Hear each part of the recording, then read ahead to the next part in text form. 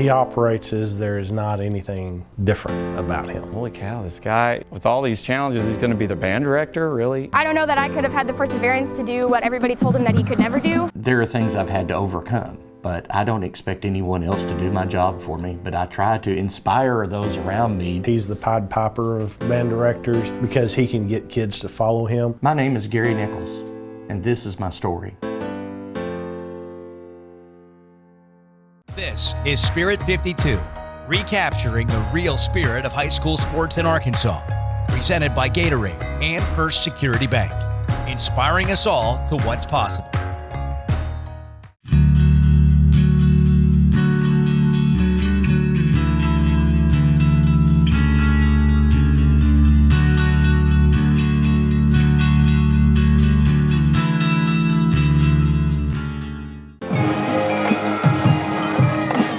Let's concentrate.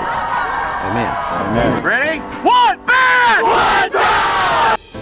One band, one sound. You've heard it before, but there's much more to the story of Garry Nichols. I was born with what is called a conal dystrophy, which means that I don't see any color whatsoever. I see everything like black and white TV. I wasn't here when he first got here, but I'm sure there was like, holy cow, this guy, with all these challenges, he's going to be the band director, really? I have special classes that I use when we're in rehearsals. I've had to learn to memorize scores. And as the band's gotten better, it's gotten harder. He'll need me to kind of, who is that or what section is that? He might not be able to tell which foot they're on. They see it moving, but fine detail, that's kind of my job. Now, as far as how my vision affects my teaching, there are things I've had to overcome, but I don't expect anyone else to do my job for me, but I try to inspire those around me to take ownership of what they do. I can only imagine dealing with any of the challenges that he does, how difficult that would be. He's proven over the years that he really can do some pretty incredible things, even with his challenges.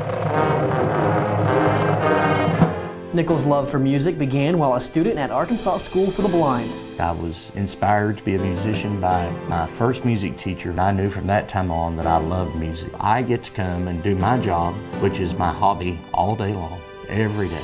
And this is 30 years of it. As far as a disability, that's never been part of any discussion with Garry Nichols. It's very difficult for kids to say, I can't. He has the ability to inspire others. When I hit a wall, I figure out a way around it, under it, through it, over it, and that's what I want my kids to see. It just makes it sound weird if you don't have the beat, and then you got the beat. I don't think there's a teacher in this school that I have a more personal connection with. He's always there for us. He tells us all the time he loves us, and I believe it 100%. If you talk to him for 5 minutes, you know that he lives and breathes band. He writes us letters every year, kind of like a going away gift. It means a lot, and I know that a lot of kids take that to heart, and I'm going to be one of them. But there's some lighthearted humor that comes into play for Nichols when it comes to teaching high school students. This has always kind of worked this way. For all these 30 years, I had kids in band that thought, he can't see that, and they might slip around. There are some times, like people with phones out in class, that we can get away with it, but a lot of the time he's pretty good. I don't know how he does it, but he's pretty good at catching us. He always tells us if he can see us out of step, then everybody can see us out of step. Though seeing the expertise of Nichols even goes beyond the marching band community. I think everyone,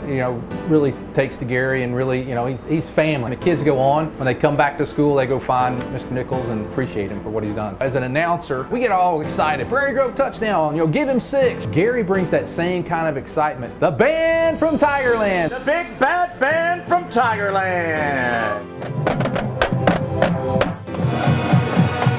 Even at 52 years old, when you finally hit it, I have a cold chill that goes up and down my back, and I know we've got it. Man, that's a big payoff for me. I can hear one chord, and that's joy. He's a good man, good hard worker, and our school is a better place because he's here.